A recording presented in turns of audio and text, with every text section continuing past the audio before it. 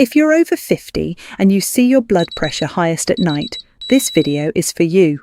You know the moment I'm talking about. It's late, you're tired, you sit down, wrap the cuff around your arm, and the number that appears is higher than anything you saw all day. Maybe you check again, hoping the first one was wrong, but it's not. And now sleep feels very far away because you're sitting there wondering what that number is trying to tell you. There may be a straightforward reason for what you're seeing. Your body has a 24-hour internal clock, and part of its job is to gradually lower your blood pressure while you sleep.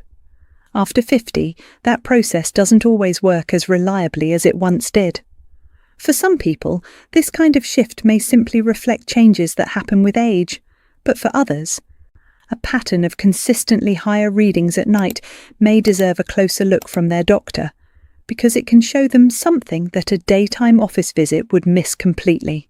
Today, I'm going to explain what may be going on inside your body when that evening number climbs. And then we'll walk through a gentle tracking routine you can take to your next doctor visit, so you're bringing real information, not just a worry you can't quite put into words. My name is Grace Medford. I'm a senior health researcher. I study the heart, blood circulation, and how aging affects the body. You'll see me on screen today, and you'll also hear Mark asking me questions. He's here to make sure we're keeping things honest and clear. And this video is for adults over 50 who have noticed that their blood pressure seems higher in the evening or at night. It's also for anyone who cares about someone in that situation.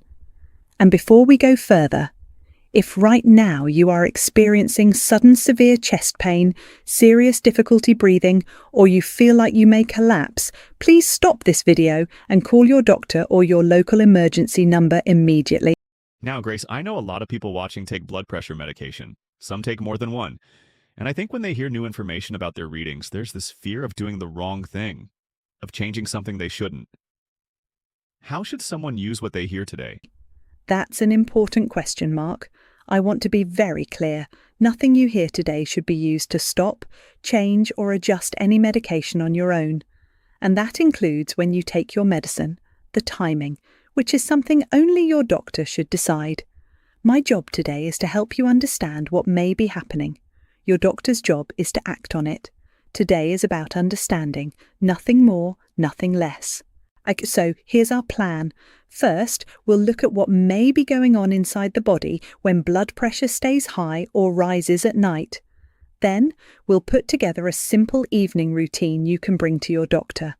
And I also want to explain why one specific number on your home monitor may matter more than you think. We'll get to that shortly. Let me tell you about someone I'll call Henry. Henry is 66, retired electrician, lives with his wife. A few months ago, his doctor suggested he start checking his blood pressure at home, so Henry got a monitor. During the day, his numbers were fine. His wife would glance at the screen and say, "Looks good." But Henry started noticing something. In the evenings, especially right before bed, the readings would climb. Not by a little, sometimes 15 or 20 points above his morning number. He mentioned it to his wife once, and she said it was probably just because he was tired, so he stopped bringing it up, but he didn't stop checking, and he didn't stop worrying. What got to Henry wasn't any single reading, it was that the pattern never went away. Night after night, the evening numbers were higher, and he couldn't figure out whether his body had always done this and he'd just never noticed, or whether something had changed that he should be telling his doctor about. Grace, I think that's the part that really gets to people. It's not just the number. It's not knowing whether the number matters. And at night, when everything's quiet, that kind of question feels a lot bigger than it does during the day. You're right, Mark, and that's something I hear over and over. The uncertainty is often worse than the number itself. And here's what I want people to understand. That kind of quiet, unresolved worry doesn't just stay in your head. It keeps your body tense. It disrupts your sleep. And the tension and poor sleep may actually contribute to pushing the readings higher. So the worry feeds the very thing you're worried about. That's why understanding what may be behind the number matters so much. Not because it makes the number disappear, but because it breaks the cycle of fear there is. So for someone watching tonight who's been dealing with this, Is there one simple thing they could start doing, even this evening? There is. Tonight, or over the next few evenings, sit quietly for about 5 minutes before you take your reading. Same arm each time, feet on the floor, back supported. Then take your reading and write down the number, the time, and a very short note. Were you stressed? Did you eat late? Did you have a drink? How was last night's sleep? Do this for 5 to 7 evenings, and then bring that log to your next appointment. I want to be clear. This is not self-treatment. You're not making any medical decisions here. You're collecting information so your doctor can see what your body is doing during the hours they never get to observe. And here's why that matters more than people realise. Even a few evenings of tracking like this can give your doctor a clearer picture than any single daytime office reading ever could. So now let's talk about what may actually be going on inside the body when blood pressure stays high or rises at night after 50. There are 3 things I want to walk you through, and let's start with the most basic question. Why would blood pressure go up at night? Isn't the body supposed to be resting? It is. And in a healthy pattern, blood pressure does come down during sleep, usually by about 10 to 20%. Doctors call this dipping. It's the cardiovascular system getting a break. The heart slows a little. The blood vessels relax. The pressure eases. This dipping is controlled in part by something called your circadian rhythm, your body's built-in 24-hour clock. It governs when hormones rise and fall, when body temperature shifts, and when blood pressure is supposed to go up and come down. But as we get into our 50s, 60s and beyond, this clock doesn't always keep time the way it used to. Some people become what researchers call non-dippers. Their blood pressure stays flat overnight instead of dropping. Others become reverse dippers. Blood pressure actually edges higher during sleep. Think of it like a dimmer switch on a lamp. When you're younger, the body turns the dimmer down smoothly each night. As we age, that switch may not turn down as far, or it sticks part way. The light stays brighter than it should when everything else is dark and quiet. So the system that's supposed to lower pressure at night just doesn't respond as well anymore? That's the idea. It's not that it stops working. It's that it may not bring the pressure down as far or as reliably as it once did. And if you take one thing from this part, let it be this: blood pressure is supposed to dip at night. If yours consistently doesn't, that's a piece of information your doctor can use. That may not seem like much, but it's actually the pattern I mentioned earlier, the one many people see on their monitors for weeks or months without ever realising it's worth mentioning to their doctor. But there's another part of this story that most people haven't heard about, and it has to do with something called the autonomic nervous system. This is your body's automatic control centre. It manages things you never have to think about: heart rate, blood vessel tension, digestion, breathing rate. It runs in the background all day and all night. It has 2 branches, one that keeps you alert and ready, like a gas pedal. That's the sympathetic branch. And one that helps you slow down and recover, the brake pedal. That's the parasympathetic branch. At night, the brake pedal is supposed to dominate. It eases the heart rate down, relaxes blood vessels, and lets pressure drop. But as we age, the balance between these 2 branches can shift.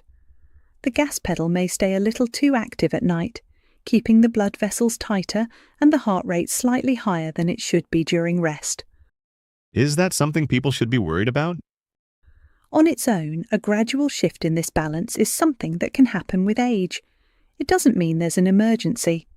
But if the result is blood pressure that consistently stays up at night, that pattern, over months and years, has been linked in research to higher cardiovascular risk. Not a certainty of a problem, but a signal that's worth paying attention to. And this is where everyday life starts to play a role. Nighttime blood pressure isn't just about the clock and the nervous system.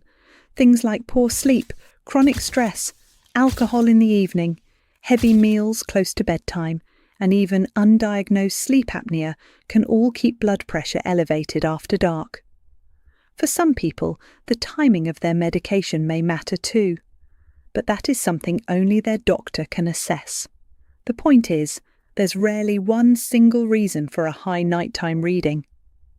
That's why tracking a pattern over several evenings tells your doctor so much more than any one number on its own. Now, there's one more piece I want to cover, and it has to do with the blood vessels themselves. Over time, our arteries can gradually lose some of their flexibility. This is called arterial stiffness, and it matters more than most people realize. Picture a garden hose. When it's new and soft, it flexes slightly each time water pushes through.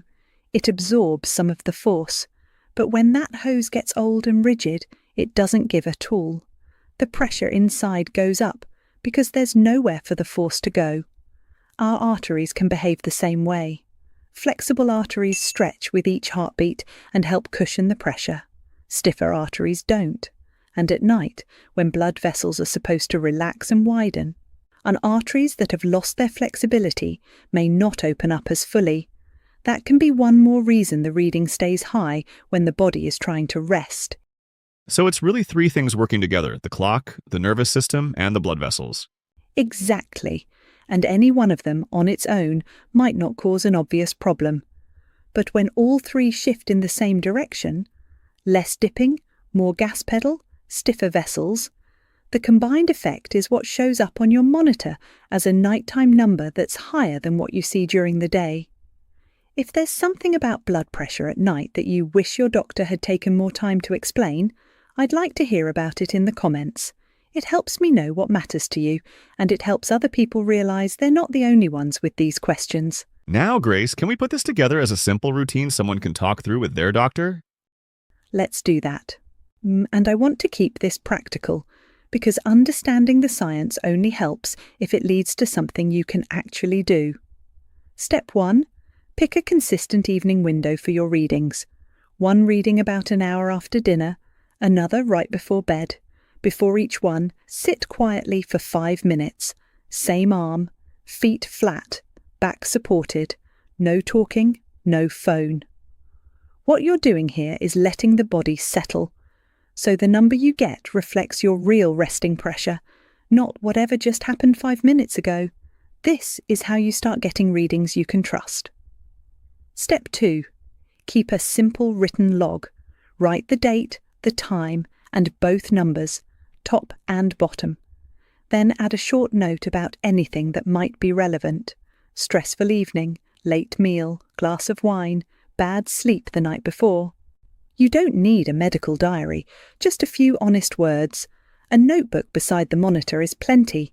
What this does is turn scattered readings into something with shape, a pattern your doctor can actually read. Step 3. Track for at least 5 to 7 evenings before your appointment.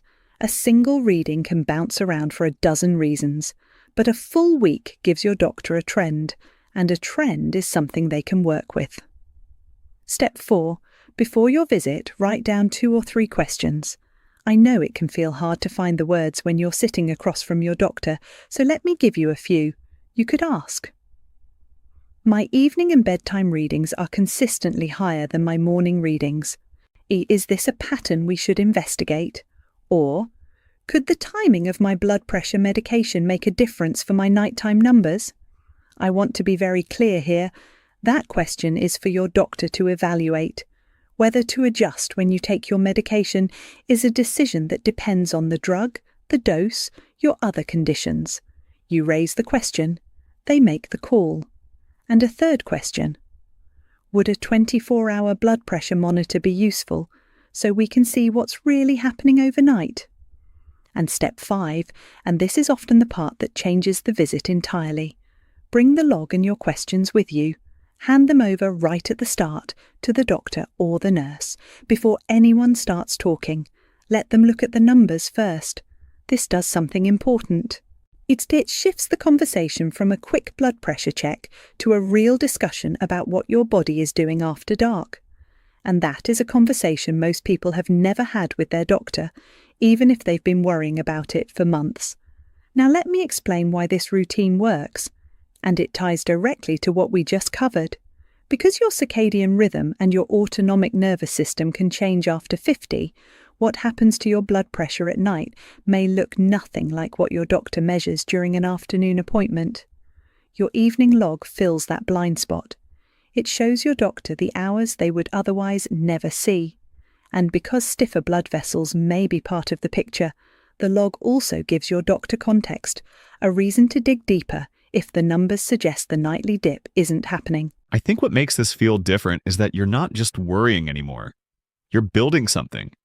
You're walking into that office with evidence and questions instead of just a bad feeling you can't explain. I'm glad you said that, Mark. That's exactly the shift I want people to feel. This isn't about playing doctor. It's about becoming a better partner in your own care. And I can tell you, when a patient walks in with a week of clear data and 2 or 3 specific questions, the quality of that conversation changes completely. If you remember 3 things from today, let them be these. First, after 50, your body's 24-hour clock, your automatic nervous system, and gradually stiffening blood vessels can all play a role in blood pressure not dipping the way it should at night. This can happen with age. But when it happens consistently, it's worth bringing to your doctor's attention. Second, seeing a high number at night, especially when you're alone and everything is quiet, it can create a loop of worry and poor sleep that may make the readings worse. Understanding what may be behind that number doesn't erase the concern, but it gives you a way to move forward instead of just sitting with the fear. Third, a simple evening tracking log and 2 or 3 clear questions can turn months of private worry into one productive doctor visit. Ask whether your nighttime pattern should be investigated. Ask whether your medication timing should be reviewed, and let your doctor guide you from there. If there's something about blood pressure at night that you wish had been explained to you more clearly, by your doctor, by anyone, please share it in the comments. It helps me decide what to make next, and it helps other viewers feel less alone. If you appreciate calm, honest health information where nobody is shouting at you or trying to sell you something, you're welcome to subscribe. We'll keep making these. And if someone you care about checks their blood pressure at home and worries quietly about the numbers, feel free to send this their way. Sometimes knowing there's a reason behind the reading is enough to change how someone feels about it. One last thing. If you ever see a high reading at night or any time, and it comes with sudden severe chest pain, serious difficulty breathing, or a feeling like you might pass out, do not take another reading. Do not wait. Call your doctor or your local emergency number right away. Thank you for spending this time with me. Thank you for choosing to understand what your body may be doing at night instead of just lying there afraid of it. That choice to learn instead of just worry is worth more than you know. I'm Grace, and I'll see you in the next video.